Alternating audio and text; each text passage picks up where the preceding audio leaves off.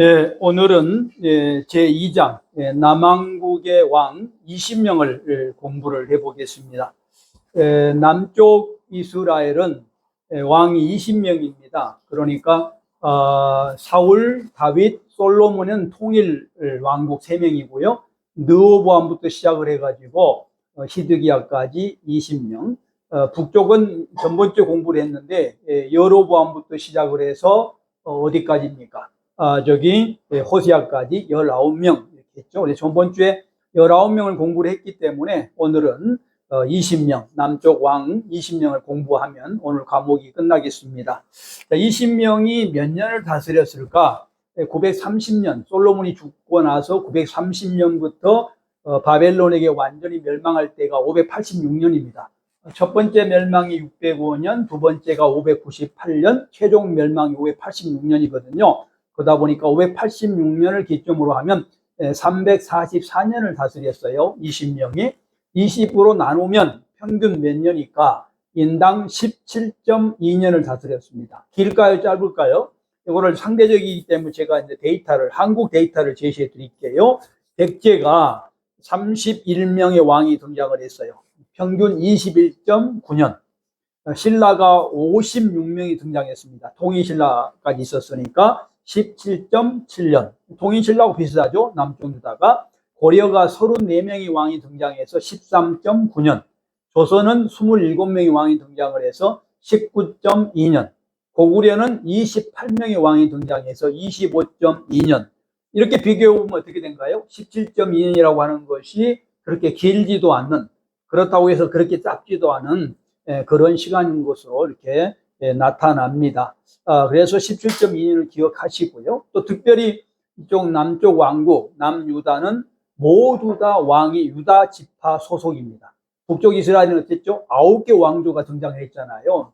이렇게 그랬는데 여기는 똑같이 다윗의 후손으로 9개 지파가 9개 지파란다. 유다 지파가 모두 통치를 했습니다. 물론 7대 왕 아달랴만 특별한 사람이죠. 아달랴가 누구예요? 북쪽 왕국의 7대 왕, 유명한 아합. 아내가 누구죠? 이세벨. 이세벨은 시돈 사람이잖아요. 시돈 사람이 누구냐면 함족의 가나안 족속입니다. 가나안 족속. 그러니까 아주 하나님과 관계가 없는 족속인 거죠. 거기에 딸을 데려와서 아합과 결혼을 시켰고 거기에서 태어난 것이 아달랴입니다. 아달랴가 남쪽 5대 왕 여호람과 결혼했어요. 그래가지고 왕비로 있었는데 이 사람이 7대 왕으로 등극을 합니다. 찬타로 해서. 대단한 여자입니다. 우리는 아달랴를 굉장히 무시하고 나쁜 여자 이렇게 생각을 하는데 그렇지 않아요. 그렇게 생각하면 안 됩니다. 이제 흑백으로 말을 하면 안 돼요. 그 당시 상황, 왜 이런 일이 벌어졌는가를 생각하고 목사님들은 신학적으로 설명을 해야지 무조건 나쁜 놈, 무조건 좋은 놈 이런 식으로 하면은 성경이 완전히 본질이 벗어나 버려요. 뭔 말하고 똑같냐면 성경이 그냥 예수만 말하면 된다고 생각한 것과 똑같은 겁니다. 그 많은 다양한 좋은 기사들을 왜 예수님 하나로 다 일세화 시켜가지고 단순화 시켜야 되는 겁니까? 다른데 우리 회사에 가면 회사에서 그런가요? 여러 가지 다양한 걸 공부하잖아요. 그래서 우리가 여러 가지 다양성 속에 결론을 내리는데 성경만 대하면 무조건 그냥 예수만 말하면 된다고 생각하는 아주 단편적인 복음이라고 하는 것을 이해를 잘못했기 때문에 그런 겁니다. 기회가 되어지면 복음에 대해서 내가 조직신학 입장에 설명할 생각인데 그렇게 하면 안 됩니다. 다양한 이야기가 많다고요. 그 이야기가 전부 다 보석이고 다 하나님 말씀인 겁니다. 어떻든 간에 아달랴는 그런 여자다. 대단한 여자입니다. 어쨌어요? 왜 대단한 여자예요? 북쪽에서는 공주였고 남쪽에서는 왕비였고 그리고 왕까지 지낸 사람입니다. 물론 잘못된 방법으로 찬탈했다는 것을 우리가 인정하지만 그러나 그 당시로 돌아가 보세요. 대단한 여자였다고요. 하여튼 이것 때문에 남쪽의 20명 왕 중에 하나. 우리 어떻게 보면 우리 기준으로 보면 판단 기준을 가지고 정오를 판단하는 거잖아요. 예를 들면 늘 말씀드리지만 누가 키가 크다 하려면 키 기준을 정해야 된단 말이에요. 키를 크다고 말하면 70이냐 80이냐 늘 말씀드렸지만 오덕주 목사님처럼 190이 가까운 사람을 기준으로 놔버리면 다 작죠. 그렇잖아요. 그러나 160밖에 안 된 사람을 기준으로 잡으면 많은 사람이 클 것 아닙니까? 항상 뭐냐면 기준을 가지고 말을 해야 된다. 목사님들은 그래야 된다는 거예요. 성경을 그렇게 봐야 되는 거예요. 기준 없이 내 마음대로 옳다, 그러다, 좌파다, 우파다 이렇게 말해보면 어떻게 되는 거예요? 목사님들이 그런 말하면 안 되잖아요. 다른 사람은 그런다고 하더라도 정확한 기준을 가지고 판단하고 평가를 해야 된다. 틀린다고 하더라도 지금 그런 이야기입니다. 어떻든 간에 남쪽은 그렇다 하는 것입니다. 북쪽이 몇 년이었을까요? 저번 주에 말씀드렸죠. 10.94년. 그러니까 북쪽보다는 6.26년을 더 길게 남쪽이 했다는 것입니다. 장단이 어떤 의미를 가지고 있을까요? 이것은 연구가 필요합니다. 여기서는 말씀을 안 드리겠어요. 논문이 필요한 겁니다. 두 번째로 이제 남쪽 유다의 20명의 왕 특징을 제가 몇 가지를 한번 잡아냈어요. 제 연구로. 자, 첫 번째 뭐라고 그랬어요? 가장 큰 특징이 북쪽에 비해서 유다 지파가 독점했다는 겁니다. 왕을. 자, 남쪽 유다는 솔로몬 이후에 세 개 지파가 남쪽 유다라는 나라를 형성합니다. 물론 그 전부터 형성해 오다가 솔로몬이 죽자 세 지파가 합해져서 남쪽 왕국이 되어져요. 그 지파가 누구죠? 시므온 지파와 베냐민 지파입니다. 이 세 개 지파를 남왕국 이렇게 말하고요. 그 다음에 나머지 9개 지파, 그거를 북왕국 이렇게 말하는 거예요. 그렇다면 왜 남쪽 유다는, 북쪽 유다는 9개 지파가 돌아가면서 왕을 했는데 9개 왕조가 형성됐는데 왜 남쪽은 한 개 지파만 왕을 344년을 했을까? 아달랴를 빼고 20명 중에 19명이 유다 지파일까 하는 게 의문이 생기잖아요. 이게 우리 목사가 할 일입니다. 이 고민을 해결하는 게 설교고 이것이 성경 공부인 거죠. 자, 여러 가지를 제가 찾아봤어요. 여러분도 한번 찾아보시라고요. 제 연구니까 첫 번째는 뭐냐면 이스라엘 민족은 언약, 약속, 법에 매우 민감한 사람들입니다. 이게 선진국이에요. 법에 민감해야 돼요. 무조건 내 마음대로 옳다 그러다 말한 것이 아니고 법에 따르면, 예를 들면 우리 엘린교회는 9시, 11시, 2시, 수요일날 7시, 금요일날 6시 예배예요. 그럼 예배라는 기준이 정해졌다고요. 뭐 누가 예배를 제대로 드리냐라고 판단하려면 그 시간에 참석한 사람이 제대로 된 사람이잖아요. 그 기준을 그렇게 정하면. 그러니까 법에 민감한 거예요. 법이라고 하는 것은 정과 오를 나눌 수 있는 기준이 되는 겁니다. 아까 말한 크고 작은 걸 나누듯이 굉장히 중요한 거예요. 이게 가장 발전한 단체 모임이 교회인 겁니다. 교회는 그 법을 잘 지켜야 되는 거죠. 여기에 법이 뭐예요? 지금 유다 지파가 왕이 된 법은 뭐냐면 1859년 올라갑니다.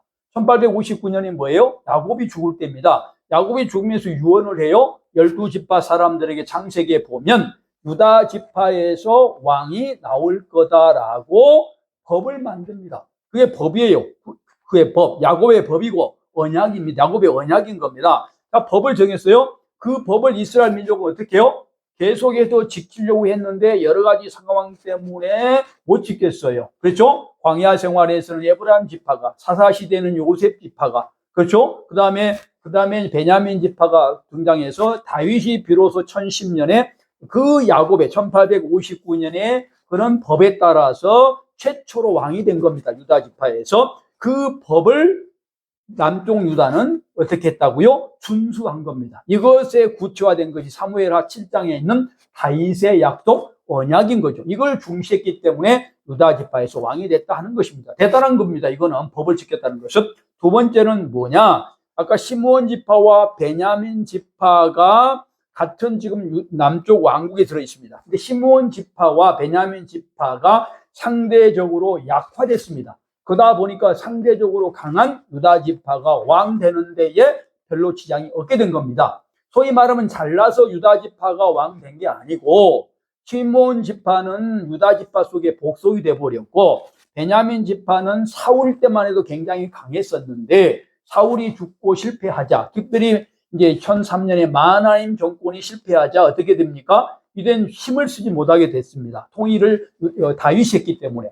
다윗이 전체를 통일시켰잖아요. 누구를 복속시키고 베냐민 지파를 복속시키고 왕이 된 거예요. 그러니까 베냐민 지파는 어떻게 됐겠어요? 약화돼 버렸겠죠. 그러니까 왕이 나올 수가 없지요. 약한 지파가 어떻게 왕이 되겠어요? 강해야 왕이 되고 지도자가 되겠죠. 세 번째 이유는 뭘까요? 지정학적이고 종교적인 이슈 때문에 그렇습니다. 자, 보십시오. 이스라엘은 나라는 어떤 나라냐면 신정국가예요. 신정국가라고 하는 것은 하나님이 왕이에요. 다른 인간의 왕이 있다고 하더라도 하나님이 왕이라는 것을 선언한 정체성이나 국체라든가 모든 것이 여호와 하나님이라고요. 신약으로 말하면 삼위일체 하나님이세요. 그분이 모든 국가의 주인이세요. 이게 창조 이론이에요. 창조 이론인데, 자, 근데 보십시오. 그러려면 하나님이 왕이신데 하나님은 온 우주를 다스리지만 하나님이 지상에서 다스리는 장소가 하나 있지요. 그게 뭐죠? 성전이고, 그리고 뭐죠? 그 중에 지성소잖아요. 지성소. 그곳입니다. 자, 그곳이 있는 곳이 중심이에요. 이스라엘은 말이 필요 없어요. 나라가 크냐, 작냐, 뭐 잘 사냐, 못 사냐, 밥이 있냐, 없냐, 돈이 있냐, 이게 중요한 게 아니에요. 그것이 나쁘단 말이 아니라 가장 중요한 원리가 뭐냐면 하나님의 지성소가 어디 있느냐는 겁니다. 자, 어디가 있어요? 다윗이 어디다 만들어놨어요? 예루살렘. 원래 여부수성이었잖아요. 여부수성은 성경 전체에 보면 한 번도 공격을 당해보지 않은 성이에요. 그런데 예루살렘, 그 다윗이 공격해서, 성경상으로는 첫 번째로 공격해서 그거를 복속시키고 예루살렘, 하나님의 도시, 평화의 도시라고 이름을 붙여서 하나님의 특징이 평화니까 예루살렘이라고 짓고 그곳에 뭘 만들어 놨어요? 언약궤를 옮겨놨다고. 이게 천년 사건이에요. 천년에 그렇게 만들었다고요. 그러다 보니까 어떻게 돼요? 그곳에 있는 사람들이 중심이에요. 우리로 말하면 서울 사람이에요. 우리는 돈 많은 사람이 강남 사람이잖아요. 대한민국 사람들은 돈 많으면 강남으로 가고 권력이 많으면 강남으로 가요. 그래서 강남 3구가 우리나라를 이끌어간다, 지배한다고 말할 정도로 그런 거예요. 근데 이스라엘은 그렇지 않다고. 돈이 많은 건 어디예요? 갈릴리가 돈이 더 많아요. 근데 지금 왜 예루살렘이 중심이냐? 여기에 누가 있기 때문에? 하나님의 성소가 예루살렘의 성소가 있기 때문에. 그래서 예루살렘을 누가 이끌고 있어요? 유다 지파가. 그러니까 유다 지파가 왕이 될 수밖에 없다. 이거는 모든 사람이 객관적으로 인정하는 겁니다. 법에 따라서. 이 법이 이렇게 중요한 거예요. 이 법을 이스라엘 민족은 인정한 겁니다. 오늘날 교회가 인정해야 되잖아요. 어제 노예 제가 나갔다 왔는데 노예는 법에 따라 인정합니다. 누가 힘이 있고 없고 큰 교회 이게 의미가 있는 게 아니에요. 노예 법에 따라서 모든 것이 이루어지는 거예요. 누구도 법을 어기고 할 수 없는 겁니다. 그러니까 이게 똑같은 겁니다. 이스라엘 민족은 이 법을 잘 지켜서 이렇게 어떻게 유다 지파가 지속적으로 다 344년을 거의 지배했다 하는 것입니다. 자, 그 다음에 두 번째로 큰 특징이 뭐냐면 여기에 남쪽 유다의 특징은 공동 총치를 5대 명이 왕했다는 겁니다. 자, 기억하시죠? 북쪽 이스라엘 왕 누구만 공동 총치했어요? 12대 여호와스, 13대 여로보암 2세. 이때가 굉장히 번영될 때입니다. 굉장히 번영될 때 11년 동안 공동 총치를 했어요. 유일하게 한 사람입니다. 근데 남쪽 유다는 무려 5명의 왕이 통치를 합니다. 제가 표를 써놨어요. 9대 왕 아마샤가 우시야, 아사랴와 24년을 통치하고요. 10대 왕 아사랴가 요담과 11년, 요담이 아하스와 4년, 아하스가 히스기야와 12년, 히스기야가 므낫세와 10년입니다. 자, 이렇게 해서 5번을 공동 통치를 해요. 팀 통치를 합니다. 제가 굉장히 좋아하는 게 이거예요. 팀 통치를 해야 된다. 교회도 팀 목회를 해야 된다고 믿는 게 이런 것 때문에 그렇습니다. 자, 그런데 중요하게 살펴볼 것은 뭐냐면 9대와 10대는 공동 통치를 한 이유가 개인 사정 때문에 합니다. 개인 사정 어쩔 수 없이. 자, 아마샤가 북쪽 이스라엘과 전쟁을 합니다. 전쟁에서 포로 잡혀가 버려요. 왕이. 포로 잡혀가니까 어떻게 해요? 국가가 왕이 없으면 안 되잖아요. 왕은 하나님을 대리하는 사람이기 때문에 없으면 안 됩니다. 그래서 아들이 왕 역할을 합니다. 왕은 그대로 둡니다. 이스라엘 특징. 왕을 잘라버리면 안 돼요. 이름을 바꿔버리면 안 돼요. 죽을 때까지는. 그리고 나서 죽은 다음에 그 사람을 왕으로 옹립시키는 거예요. 이게 이스라엘의 철두철미한 법입니다. 그래서 아마샤가 포로로 됐기 때문에 어쩔 수 없이 공동 통치를 해요. 왕은 아마샤지만 아사랴가 통치를 한 겁니다. 개인적인 사정입니다. 두 번째는 아사랴와 요담인데 이 사람은 11전입니다. 아사랴가 뭐예요? 왕입니다. 왕인데 왕은 정치적인 수장입니다. 이스라엘은 정치와 종교가 분리되어 있어요. 굉장히 분리되어 있습니다. 연결이 되어 있지만 항상 어디가 위에요? 종교가 위입니다. 종교가 위란 말은 어떤 수직적 관계를 말하는 것이 아니라 역할이 다른데 우선순위가 종교. 이것이 지금 오늘 왕을 공부하는 중요한 목적입니다. 정치도 중요하고 경제도 중요하고 사회도 중요하는데 이스라엘 사람 머릿속에는 종교가 잘못되면 다 망가진다라고 생각한 겁니다. 그게 신정국가의 모토예요. 이것이 되어야 신정국가 되는 거잖아요. 오늘날 우리도 그러잖아요. 가정에서 예배가 망가지면 다 망가진다. 교회도 뭐라고 말해요? 예배 망가지면 다 소용없다. 이렇게 말하잖아요. 다른 것도 중요한데 기본 원칙이 예배가 중요하다. 근데 그래서 예배를 중시합니다. 근데 이 아사랴는 이 사람은 어떻게 하냐면 성전에 가서 분향하는 일을 누가 해버려요? 자기가 합니다. 이 말이 어떤 것일까요? 종교 지도자를 우습게 본 거예요. 오늘 같은 대통령이 목사를 우습게 본 거예요. 목사 이것들 아무것도 아니야 이렇게 본 겁니다. 이렇게 보다 보니까 무슨 문제가 생겨요? 하나님이 어떻게 법을 어긴 거잖아요. 법에 따라서 법이 정해졌는데 그래서 뭐가 돼버려요? 나병 환자가 됩니다. 나병.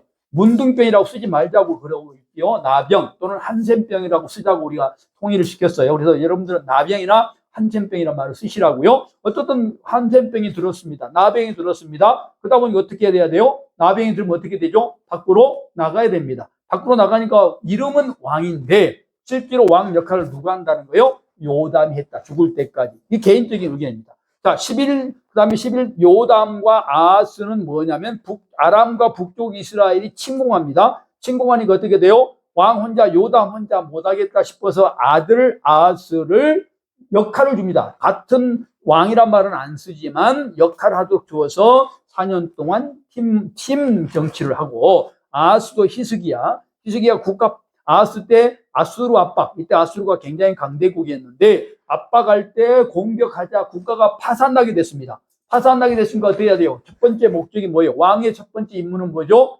가정도 살리고 가족도 살려야 되겠지만 1번이 어디예요? 국가를 살리는 거예요. 자, 목사가 가정도 중요하고 직장 다 중요하지만 제일 중요한 게 어디죠? 교회죠. 그러니까 교회가 1번이어야 돼요. 어떤 일이 벌어지면 교회로 와야 된다. 여러 가지 일이 같이 동시에 벌어지면 이게 목사라는 담임 목사라는 뜻이잖아요. 담임 목사냐 아니냐 하는 건 간단해요. 이름이 담임 목사가 아니고 교회에 불났을 때 제일 먼저 뛰어온 사람, 교회와 집이 불났을 때 교회로 먼저 오는 사람을 담임 목사라고 하는 겁니다. 이 똑같은 거예요. 지금 국가가 문제가 생겼어요. 파산되게 생겼어요. 그래서 아하스가 능력 있는 히스기야를 데리고 아들을 그 책임을 맡긴 겁니다. 내가 내 능력으로 안 되니 12년을 한 겁니다. 히스기야도 마찬가지. 므낫세. 히스기야는 발병이 나죠. 발병이 났을 때 아들이 없었어요. 그리고 나서 3년 후에 므낫세가 태어나요. 므낫세는 굉장히 천재였어요. 12살이 되자 히스기야와 같이 공동 통치를 합니다. 왕은 누구? 히스기야. 계속 강조했죠. 왕은 절대로 안 바꾼다. 이름을 안 바꾸지만 역할만 주는 거예요. 왕을 뺏는 게 목적이 아니고. 그러니까 왕을 뺏는 사람은 나쁜 사람이죠. 쿠데타한 사람은 나쁜 사람이라는 게 여기서 나오는 거예요. 쿠데타가 압살롬이 나쁜 것이고 우리 요즘에 영화에서 유명한 단종을 쿠데타한 사람이 누구예요? 단종을 세조자나 수양대군 왜 나쁘게 보는 거예요? 성경적이지 않은 거 나쁘게 보는 거예요. 성경에는 누구도 왕의 자리를 뺏지 않았다고 제대로 된 사람은 두고 역할만 국가를 위해서 역할을 그렇게 하도록 했다는 것입니다. 이것이 공동통치의 엄청난 특징이라는 것입니다. 세 번째 특징은 모계입니다. 자, 모계 문제는 저도 아직도 신학적으로 정립을 해야 되고 연구 중입니다만은 중요한 게 뭐냐면 북쪽 이스라엘은 어떻게 바뀌었죠? 모계가 이스라엘이 아닌 사람이 있죠. 모계를 설명도 안 해요. 북쪽 이스라엘 왕들은 엄마가 누군가를 설명 안 합니다. 근데 남쪽 유다는 거의 대부분이 엄마를 설명을 해요. 왜 엄마를 설명할까요? 이유가 있겠죠. 자, 이스라엘 보십시오. 이스라엘에서 가장 중요한 사람이 누구라고 봐요? 엄마예요? 아빠예요? 이스라엘 역사를 보면 엄마예요.